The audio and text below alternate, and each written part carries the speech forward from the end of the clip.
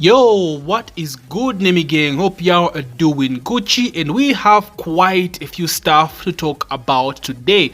We're coming off of a hype AF combo breaker over the weekend, and man, it was really nice seeing the community in such a positive state, and I think Namco for once have a win in quite a long time. Okay, so a lot has happened over the weekend. We had the review of Fahkumram, so let's first talk about that. Now, this won't be a breakdown. I'm sure you guys have seen hella Fahkumram reactions and breakdowns. Like, content creators always remove those videos first.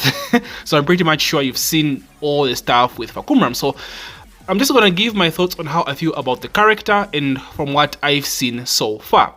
Okay, so first things first, I'm not a huge fan that they haven't yet fixed Fahkumram's proportions.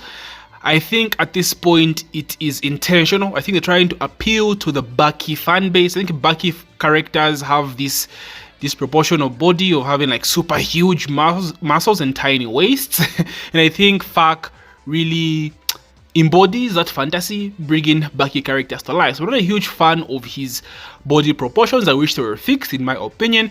I'm a huge fan of his outfit in T7, that with the gloves, right? The gloves and the the cape or the drapes. It seems that outfit is not on his default outfits, man. I really hope it's at least in the customization. I don't have to buy that fit, because I just can't play Fak with a tiny ass waist, bro. Like, I can't. So I really hope that outfit is in the customization options. So let's talk about some of the stuff that looks concerning about this character. Now, first things first, he has an install. And a lot of people code this. I think Tekken 8 is going in the route of giving a lot of characters installs. His stone seems to be a parry that gives him an install as well, some kind of flash, like a defensive flash maybe. It's gonna be hella annoying to deal with. And certain moves that give him the install as well, such as his back 2, which looks like Bruce's back. It's like a back 2 power crash. Looks very similar to Bruce's classic back 2, the black 2. He also has his wall combo, back 4-3-2. Seems to also give him an install. And his install looks fucking insane, bro. Like, his hell sweep gets a new extension, an animation follow-up.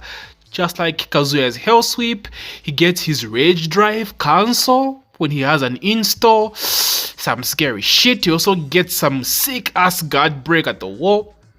That seems to, like, I don't think it war splats, but like it causes like war explosions and war interactions or war hazards. So that's gonna be a bitch to deal with. Like, if you think guard breaks are bad right now, oh my days, bro. You are not ready for Fak, Leo, bro. Just get ready, my boy. Fak is gonna be a beast.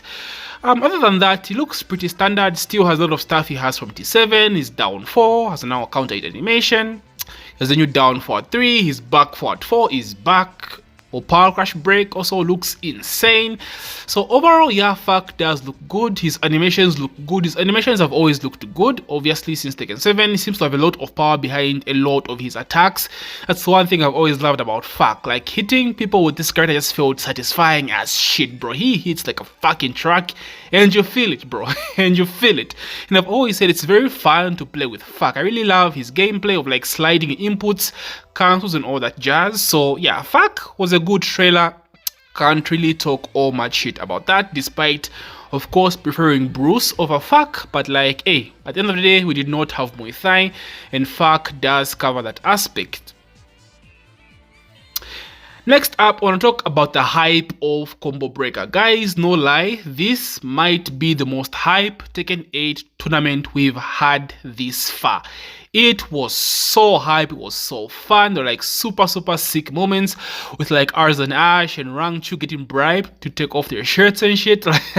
Like, there was a lot going on. It was very fun to see. We got the good ass Tekken chant after a long time, bro. Like, when was the last time you heard good ass Tekken? Like, not forced. Actually started off by the crowd and not Tasty Steve himself. The crowd actually started the good ass Tekken chant. Like, it was so refreshing to see. I've made so many videos talking about how it's been so toxic with the Tekken community. It's been so negative, and I do understand the frustrations. Namco just can't stop sim fucking up, or at least before now, they couldn't stop messing up. So seeing some positivity, it was nice, bro. It was really nice. And not just that, the tournament on its own had some very sick matches, bro. The tournaments were insane. Like Pina, seeing my boy Raven hit another top 8, 2 consecutive top 8s at both Evos. Sheesh, Raven baby, let's go. So seeing my boy having one of the hypest matches in the tournament was insane. And this honestly gives me some hope with the game that we are getting there, bro. We are getting there, because Tekken 8 before now was just constant blow up. This guy gets around, boom, this guy gets around. This guy gets around, this guy gets around. But now with the additional health, and yes, that has changed things quite a bit. It has created this sort of intensity, or these intense moments we had back in Tekken 7, not quite to the same degree, because Tekken 7 was hype as shit. We got so many slow-mo moments, and we just can't replicate that in Tekken 8, at least so far. So this gives me hope that we might see that going forward. Of course, Harada and Murray took to the stage and told us that we will be expecting 2 balance updates, I think June and July. So I think the first one is like June 3rd, if I'm not mistaken, and man, I can't wait to get this update. If this balance team is still as good as what we saw from the last update with the nerfs to, Leo, then I know for sure that they finna cook again. And hopefully they touch on stuff like Claudio forward 3, a lot of stuff still needs fixing in this game. So yeah, it was nice seeing a positive aspect, a positive side to this community, everyone excited and having some actually sick, intense tournaments, since like it's been long since we've had like intense Tekken 8 tournaments, bro. Everyone just used to take to Twitter and complain about how shit the game is, but like now it's like, oh, it was a close match, so it's nice seeing that aspect of the game, and hopefully it just gets better from here on out. Like, dude, we gotta give them their flowers, man. They are listening to feedback, they are working on the game, and talk shit as much as you want, doom the game as much as you want, but this is Tekken. I love Tekken, and hopefully these guys come through and the game just gets better. Honestly, it just has to get better, so we give the game and the devs their fucking flowers, bro. And lastly, of course, I saved the best for last. The return of the GOAT, bro. The return of Armor fucking King, bro. I called it. Was I right or was I right? But let's be honest, a lot of people called Armor King. Like, I agree with the theory that TMM said that we needed Armor King, because that would be a massive W for the character. This is a character that generates no hate, bro. Like, if you hate AK, man, like, what is wrong with you, boy? Like, bro, like, look at this character. Like, look at the screen. Look at this drip. If you don't find Armor King cool, then you have something wrong. There's something wrong with you, bro. Like, a drip choice needs questioning, bro. Like, come on, bro. Like, Leo, bro, like, look at this character. Like, look at him. Look! Armor King is sick. So I don't get the hate on this character. Honestly, everyone, at least most of the Tekken community, wanted this character, and Namco needed that win. Namco needed that positivity from the crowd, and all my days they got it, bro. This shit was hype, and I did not expect them to release a teaser like at this point. So Armor King looks sick. I love this design. It's kind of like a mix up to his T7 outfit. So he had this would you call it a cape? The cape on his pants, but like it's been changed to like chainmail. And bro, that shit looks good. He looks sick. The gold and black color, like sheesh, boys, sheesh. Yeah, potential main right here. This character I'm buying for sure. I might actually just buy season 2. But yeah, AK boys, oh my days. And if you remember the OGs who watched me play Tekken 7, you know how much I loved AK, how much I played the character. So Namco have cooked with this design. You just can't miss with Armor King, bro. He just reeks of drip. It's insane. And I do hope his Tekken 7 outfit won't be for sale. I hope it will be as a part of his other outfit, and then they put the classic Armor King in the shop. Like, that should be the play Namco should make. Now, like I said, I didn't think they would actually review Armor King, because what I think is they might have been concerned that the Fahkumram trailer would not generate as much hype, right? Because Twitter, as usual, blew up with the review of Fuck. He wasn't really received positively by a lot of people, so I think they were afraid that the trailer would not be as hype, and so they thought, okay, let's do this hype as Armor King review to get the crowd going. But I think to everyone's surprise, the crowd was insane, man. Shout out to the crowd, man. USA crowd, let's go, bro.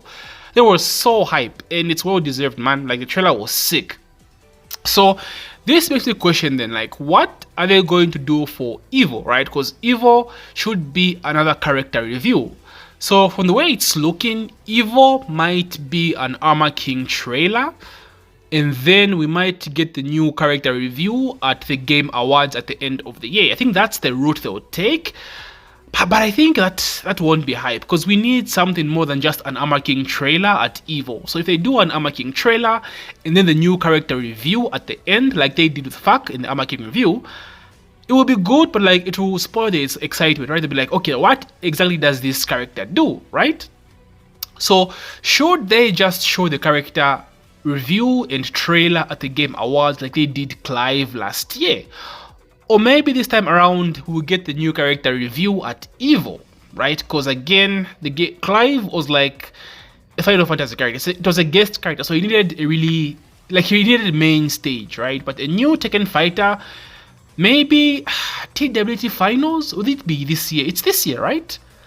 I don't know, guys. I don't know how they're gonna do this, right? Because Armor King trailer at Evo, and then character review or character teaser, like just the character review with the character teaser, and then the character full review at TWT. Maybe, guys, maybe at the end of the day we get to see who the character is. And yeah, guys, I can't.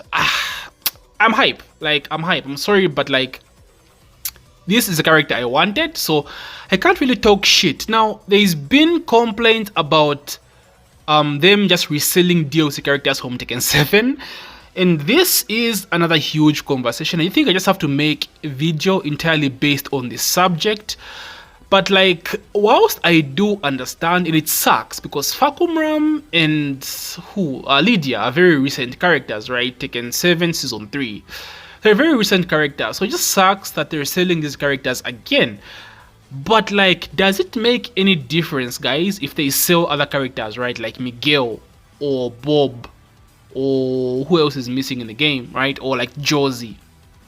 There are still characters that were still in Tekken 7. There are still characters that you've already had. And like, no matter how you look at it, if someone says this character should have been base roster, there is always going to be a character that misses out, that people complain about and say this character should have been base roster instead of this particular character.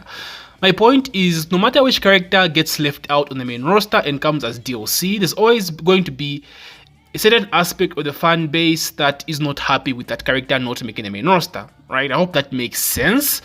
So the point I do get is people saying characters that haven't been on the game for quite a long time are characters that should be coming as DLC, and I 100% agree. Characters like Olga, Bruce, Jinpachi, maybe even JC, right? Bringing these characters back in as DLC will be like, okay, these characters haven't been on the main or on the franchise for a long ass time, so yeah, it was well deserved to bring them back. But selling characters like Fuck, who was there in Tekken 7 as the last character, DLC, and Lydia, it's like, I've bought the character twice. Like, it just sucks. Even though we buy every character twice in general. So, you know, at the end of the day, no fan base would be happy on which character makes DLC or makes the roster. But I do get why people are upset, and yeah, there is merit to it. I can't really argue with that. But at the end of the day, it is what it is, right? It is what it is. If you don't like the character, just don't buy the character, right? I have my main in the game right now, but because I want to try other characters, I will buy. I will not buy the entirety of Season Pass 1. I will just get Eddie and Heihachi. And for Season Pass 2, I just might get Armor King and a new character. So you have the choice to not buy the entire DLC characters or the entire DLC pass. So don't just get the illusion, like, don't feel pressure to get in the entire pass, guys. Unless you're a pro player, you need like super intense knowledge, you know, you don't feel the need to buy the entire pass, right? I've made gold with 4 characters, and I don't even have Heihachi, and I fought a bunch of Heihachis and Eddies while grinding rank, so it's doable. There's no need to buy the character, unless of course you're supporting the game, but you know, it is what it is. So anyway, guys, yeah, I think Tekken 8 right now is in a positive state. There's a lot more positivity with coming from Combo Breaker, and it's a good thing. So hopefully hopefully guys, and I say this with a big H, a big fucking H, big fucking hopefully, Namco don't mess this up. They're on a good streak right now. Good balance updates, good balance changes, good feedback, right? Communication. Like, keep this up.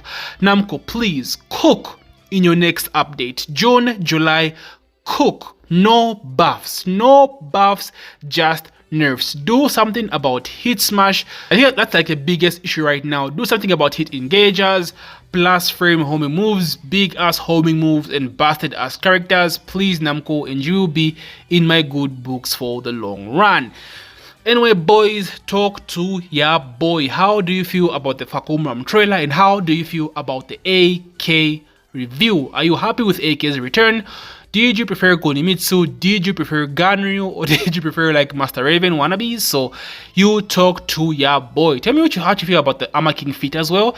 Like, does this clear Tekken 7 AK or does T7 AK clear? I love the T7 AK, but I think I need to see this one in action to make my full decision. So anyway guys, thank you so much as usual. Like, subscribe, Doria that like button, and may the frame data be ever in your favor. GG.